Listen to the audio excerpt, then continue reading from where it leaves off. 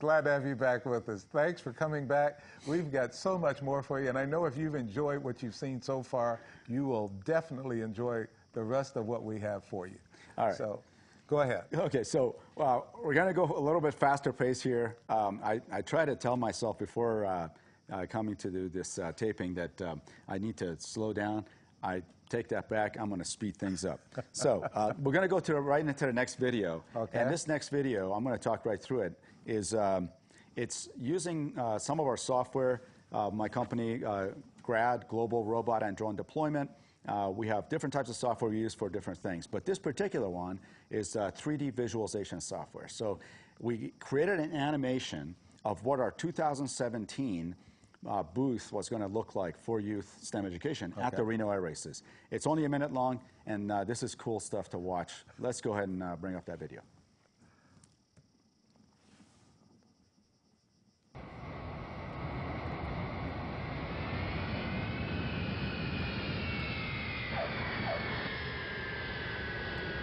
And this is things you created yourself. Yep. We decided what we were going to have on display at the booth. Flight simulators, ground robots. You see the ground robots right there. Okay. A bunch of 3D printed planes that we give away. We give all that stuff away to youth that show up. We have 4 3D printers that year printing planes, full-time, just printing. Throughout all 5 days of the races. And then as they were printing and they were done, we just hand them off to the kids. There's a drone training area right there inside our tent. So yeah, that's the Reno State Air Traffic Control Tower, which we 3D modeled using camera images from the ground. And there you have it. So that's pretty cool stuff. I talked about 3D printing, so I brought here something that's quite cool. So this is a 3D printed, we did this in the office. It's 6 pieces and then fused together, sanded and painted. This is an F4 Phantom. And do you want to say anything about the F4 Phantom? The fact that I worked on Phantoms while I was on active duty in the Air Force. As a matter of fact, and I don't talk about it much, but that's how I got my Purple Heart. I got blown off in F4. I was on the ground working on it, and we got attacked, and I got blown off the airplane. So a lot of damage, cracked spine, broken foot, things like that. So. Well, you're looking good now. So. I feel good. Thank God. VA is really taking good care of me. That's wonderful. Okay. So the F4 Phantom, this was, when I was growing up, like, I don't know, 100 years ago, like, this was the F-22 of our time. You know, this thing was just awesome. That was the airplane.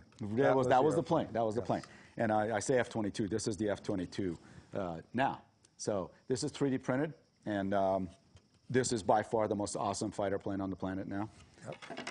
So what we're going to do now is I talked a little bit about GRAD, Global Robot and Drone Deployment. That's our company where we focus on doing data analytics from drone data, from sensor data, so for different purposes.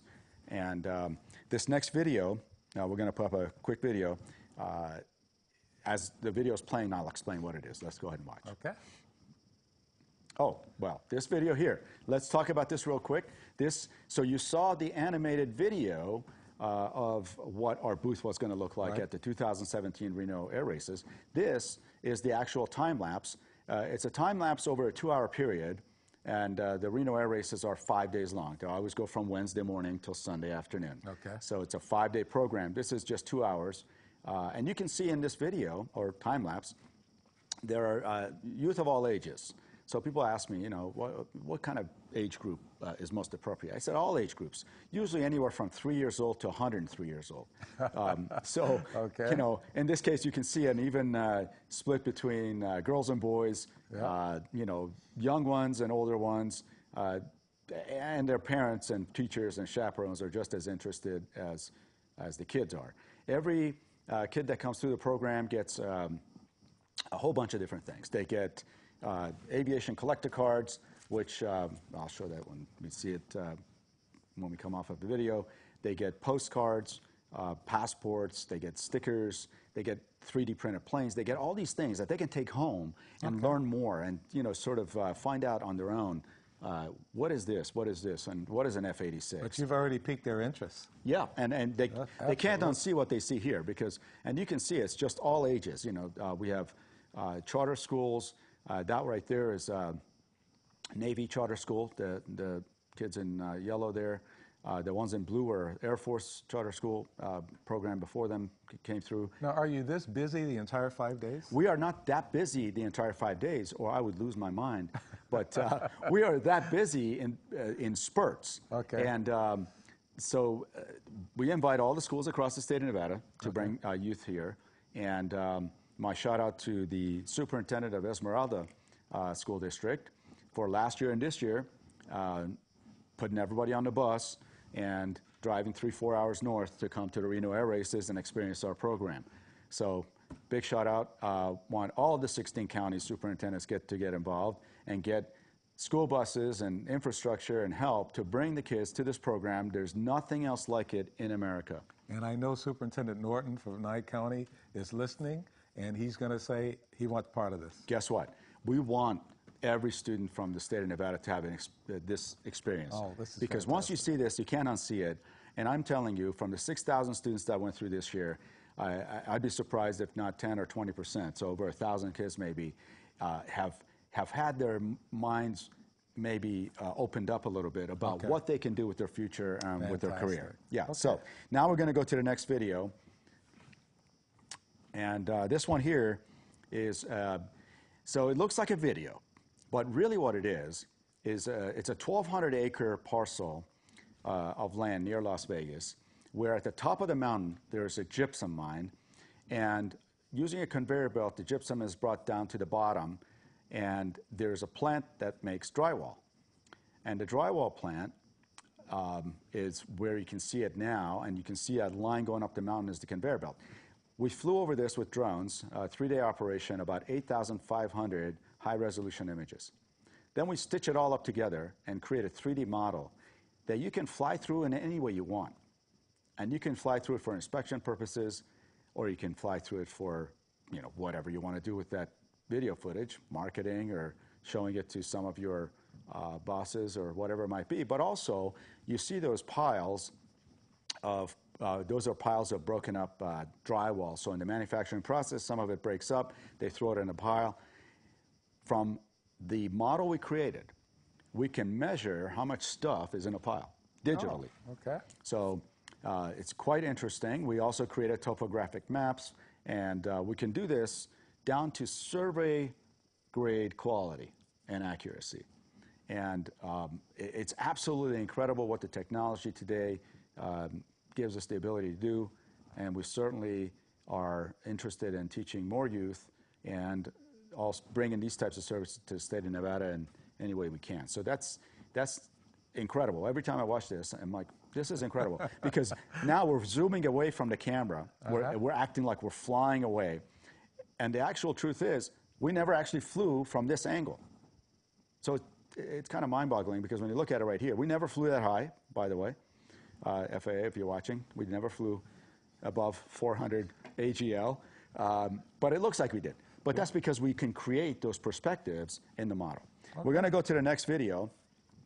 This one here is also using our 3D visualization software, where it was kind of a test project, saying, okay, what if we took McCarran Airport and we wanted to do some analysis of how all sorts of planes could coexist in this airspace. Okay. So this next video shows McCarran Airport, which we 3D modeled. By the way, that's the air traffic control tower from Orlando.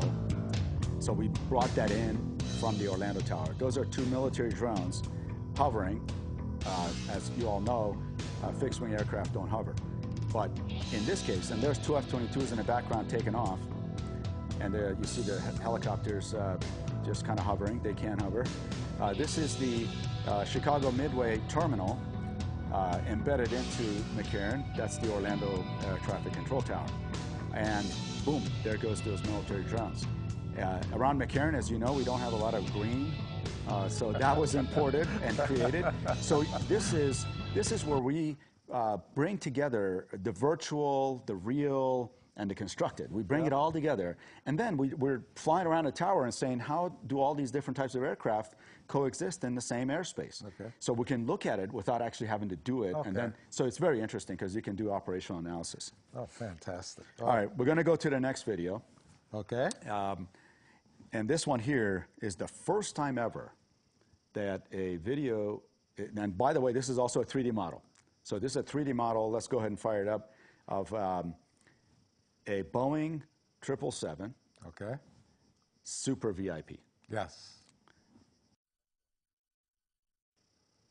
All right, so we're going to go ahead and watch the video in the next segment because it's longer than what we have time left in this segment. Okay.